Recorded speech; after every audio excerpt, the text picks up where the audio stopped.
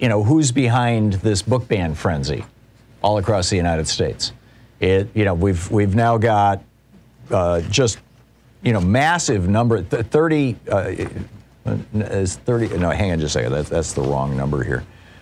We are seeing all across the United States attempts to ban books. According to the American Library Association, there were 156 attempts to censor books from schools in the entire year of 2020. The first 3 months of this year, there have been 330 attempts.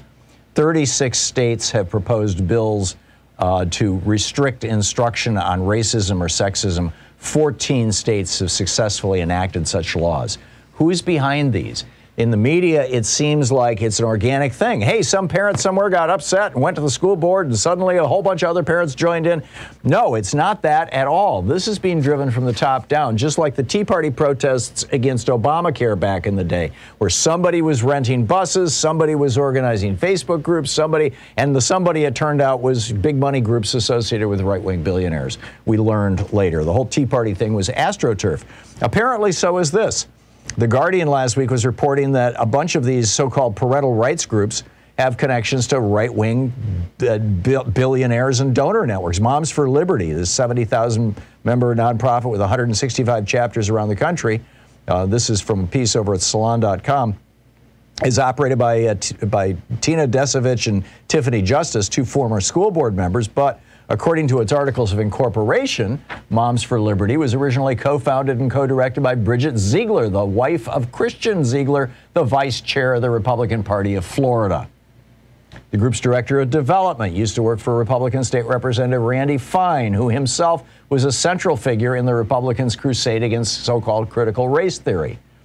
Another group, Parents Defending Education. A third group, No Left Turn in Education. They all operate in the same ecosystem. They're pulling down money from these right-wing billionaires. Parents Defending Education, for example, is led by Nicole Kelly, whose resume is littered with connections to the Koch brothers, writes salon.com. Neil, she was the president, and well, it just goes through the whole list. You take my word for it. So you can read the whole thing. The article is titled, What's Behind the Right-Wing Book Ban Frenzy? Big Money and a Long-Term Plan, over at salon.com. No Left Turn's funding is likewise a mystery. They've got 30 chapters in 23 states. These are not grassroots organizations. These are groups that are seeking to become grassroots organizations, reaching down into them.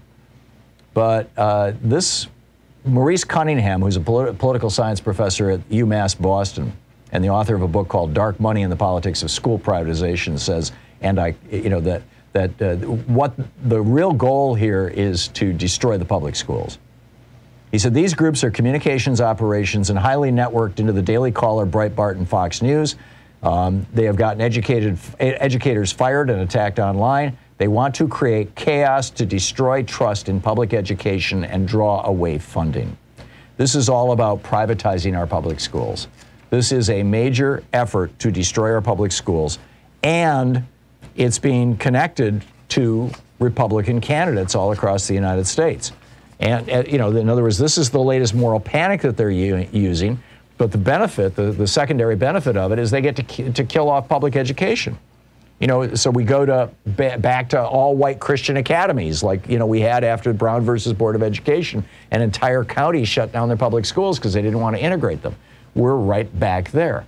Meanwhile, up in Canada, you've got this massive truck convoy, and this is nuts. I mean, this is from the Tyee, written by David Klimenhaga. He's an award-winning journalist, author, post-secondary teacher, and trade union communicator. And he writes, where are Alberta Premier Jason Kenney and his United Conservative Party now that evidence is accumulating the disruptive and threatening Freedom Convoy occupation of Ottawa is being funded and supported by far-right activists in the United States? And this article, they go into say, basically, this is like these color revolutions. Like, you know, we sort of helped sponsor a revolution in Ukraine years ago. Remember the Orange Revolution that threw out the Russian-aligned prime minister and replaced him with a Western-aligned prime minister. This is like the same thing. And this is, he writes, this GoFundMe, by the way, stopped the funding for this, but They had raised over $10 million. This is a campaign to dissolve Parliament less than 5 months after a free and fair election in which a clear majority of voters supported parties in favor of vaccine mandates. At least a third of the donors were not identified by GoFundMe, and the use of fake names and stolen identities was rampant, according to this observer. Political parties, and this is amazing, allowing political parties to use the names of real people without their consent and to have their fees paid by unidentified third parties is a fraudulent practice that was recently legalized in Alberta by this right-wing party that has taken over that province's government, the UCP.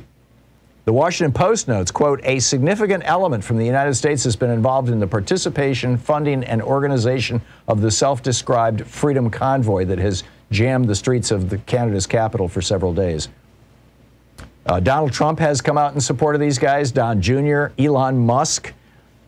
Tucker Carlson says there's no more fearful despot than Canada's prime minister. And what are these truckers waving around as their banners? The Confederate battle flag, Trump 2024 flags, and the Gadsden flag. You know, this, and then they ask, could this be, therefore, that Canada's anti-vaccine convoys are really what Garasino calls a dry run for an American uprising? Are truckers preparing to do right-wing, a small minority of right-wing truckers, are they preparing to do the same thing in the United States?